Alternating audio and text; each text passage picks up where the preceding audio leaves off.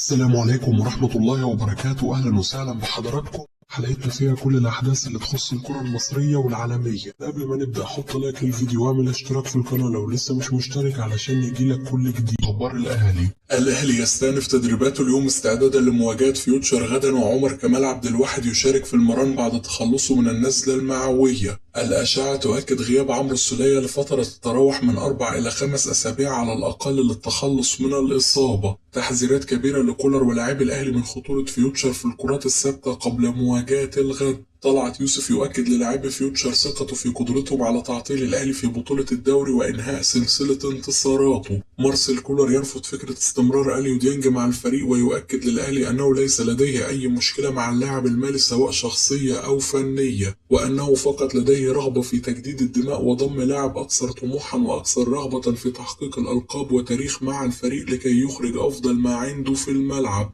مصدر برابطة الأندية يؤكد أن بيراميدز يضغط لإقامة مباراته المقبلة مع الأهلي دون جماهير، لكن أكد له المسؤولين أن مطالبه غير منطقية وأنه لا يوجد أي داعي لإقامة اللقاء بدون جماهير. بيراميدز يستعيد خدمات إسلام عيسى قبل مواجهة الأهلي مجددا في الدوري بعد تخلص اللاعب من الإصابة. بيراميدز يستبعد أحمد الشناوي من مواجهة النصر في الكاس بعد مستوى الهزيل أمام الأهلي واستقباله 3 أهداف. وكيل أعمال كيفن كارلوس المهاجم الإسباني صاحب الأصول النيجيرية معلقا على أنباء تفاوض الأهلي مع موكله: لم تحدث أي مفاوضات مع الأهلي خلال الأيام الماضية، وهناك الكثير من الفرق الأوروبية وكذلك السعودية التي ترغب في التعاقد مع اللاعب لأنه هداف الدوري السويسري، ولكن ليس هناك أي شيء من مصر حتى الآن. بشكتاش التركي من ضمن الفرق الراغبة في ضم اللاعب بالفعل، وهناك كذلك فريقين من الدوري السعودي لن أكشف عنهم في الوقت الحالي. أما فيما يخص إمكانية الانتقال إلى الدوري المصري وخاصة الأهلي بطل دوري أبطال أفريقيا، فكيفن صاحب عقلية احترافية وكل شيء يعتمد على العرض الذي سيتم تقديمه.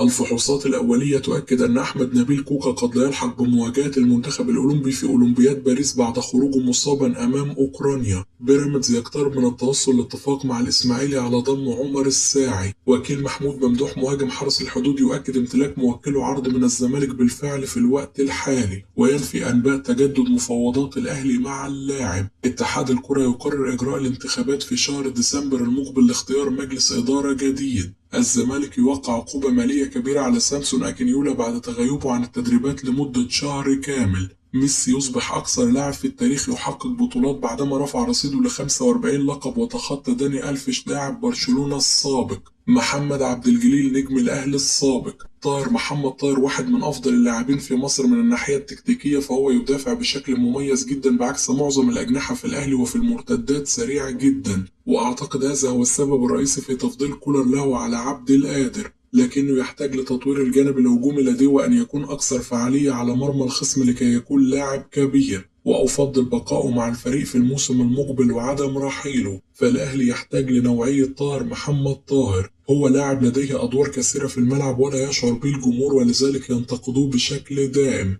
لكن يطالبهم بتغيير نظرتهم لطاهر. فهو مش اللاعب اللي ممكن ينزل يغير نتيجة ماتش زي قفشة أو وسام أبو علي أو إمام عاشور. طاهر لاعب له مهام معينة وقد تكون أهم من أدوار الثلاثي الذي ذكرته. طاهر نفس نوعية أسامة عربي والذي لعب طوال حياته ولم يسجل سوى هدفين تقريبا، ورغم ذلك كان يشارك أساسيا دائما لأنه أدواره في الملعب تكون أهم من التسجيل. ميزة الأهلي الغير متواجدة في كل فرق الدوري إن عنده فريقين ولا يفرق معه غياب أي لاعب. في المواجهة الأخيرة كان يغيب عنه عمر كمال عبد الواحد وعمرو السولية وبيرسي تاو وأحمد نبيل كوكا وعلي معلول وكذلك كهربا، ولم نشعر مطلقا بغياب أي منهم، بعكس بيراميدز الذي ظهر متأثرا بشكل كبير بغياب إبراهيم عادل ومحمود صابر. سيد معوض. الأهلي لديه مباريات مؤجلة وقادر على الفوز بها واعتلاء قمة الدوري المصري. معظم الفرق في مصر متشابهة ويقدمون أداء جيد على فترات، والفريق الوحيد الذي كان يسير بشكل جيد هو بيراميدز، لكنه خسر أمام الأهلي في أجواء جماهيرية وضغوط كبيرة. وعندما يحتاج الفريق الأحمر للفوز تجد لاعبيه يقدمون أفضل مستوى، وسمات الأهلي وشخصية البطل مكتسبة منذ سنوات، وأي لاعب جديد يكتسب تلك الصفات بمجرد دخوله للفريق، بينما في أي فريق آخر سيكون لاعب عادي. الأمر يتعلق بالنادي ونظامه والمنافسة على الألقاب. معظم الفرق لا تحدد ماذا يريدون من بداية الموسم ويتفاجؤون بأنفسهم ينافسون على اللقب،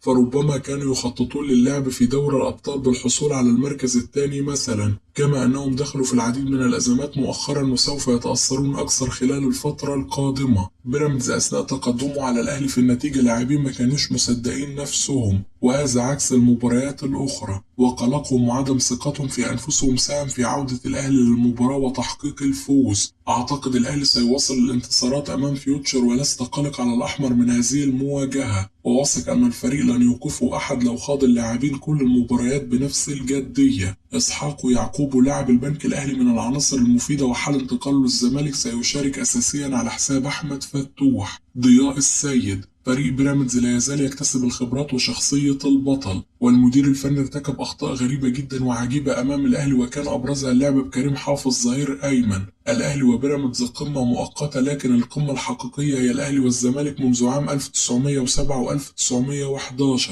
ولا يمكننا أن نغير التاريخ. الأهلي لعب مباراة كبيرة على المستوى الفردي والجماعي، ومحمد مجدي قفشة كان عريس اللقاء، وعجبني أخلاق اللاعبين في الملعب، فلم يكن هناك مناوشات بينهم عكس ما كان متوقع. حسين الشحات كان يصب بكامل تركيزه في اللعب، والدليل أنه حصل على جائزة رجل المباراة. والناحية الأخرى كانت أخلاقياتهم عالية رغم التدخلات العنيفة في وجود الحكم الضعيف. مباراة الأهلي وبيراميدز لم تحسم اللقب، لكن على الأهلي أن يلعب المباراة القادمة أمام فيوتشر بنفس الثقة قبل مواجهة بيراميدز الثانية، ويجب ألا يكون هناك أي نقطة تهاون في المباريات القادمة، فالهدف واحد وواضح. وارد أن يتأثر بيراميدز نفسيا بنسبة بسيطة في المباراة القادمة بعد الخسارة أمام الأهلي في المباراة السابقة، لكنه سيظل يقاوم، ومباراة الفريقين القادمة ستكون صعبة ويجب أن يلعبوا بنفس الدوافع. محمد بركات المشرف العام على المنتخب الأولمبي: شاهدنا لمنتخب أوكرانيا مباريات قبل مواجهته وديا، وهدفهم المنافسة على ميدالية، والمواجهة كان بها العديد من المكاسب، واطمأن ميكالي على جاهزية معظم العناصر. تحدثت مع أحمد سيد زيزو منذ فترة، وكان يتمنى أن يكون موجود معنا في الأولمبيات، ونشكر الزمالك لأنهم سمحوا له بالتواجد. النني أيضا كان حريص على التواجد مع المنتخب ووافق على الفور. ميكال المدير الفني لمنتخب مصر الأولمبي كان وضع مجموعة من اللاعبين في وسط الملعب وتمت مخاطبتهم جميعا، والنني كان أكثرهم خبرة ووقع الاختيار عليه. نملك ميزة جيدة في منتخب مصر الأولمبي أن المجموعة بالكامل لديها تناغم بشكل كبير جدا. ميكالي كان متخيل أن هذه الأشياء لا تحدث، وأنه سيضم اللاعبين فوق السن كما يريد، ولن يكون هناك اعتذارات أو رفض من الأندية، لكني أكدت له أن هذه الأمور عادية وكل نادي له ظروفه. فكرة خروج إبراهيم عادل من المنتخب كانت مرفوضة بالنسبة لي شكلا وموضوعا، ولم يكن يليق أن يغادر اللاعب المعسكر مع كامل الاحترام لنادي بيراميدز الذي نحترمه ونقدره لأبعد الحدود، ولكن كنا ننظر للمصلحة العامة للمنتخب. إبراهيم عادل هو قائد المنتخب، ولكن بوجود النني وأحمد سيد زيزو سيكون النني هو القائد في الأولمبيات، وكلنا مع الجهاز الفني وندعمه.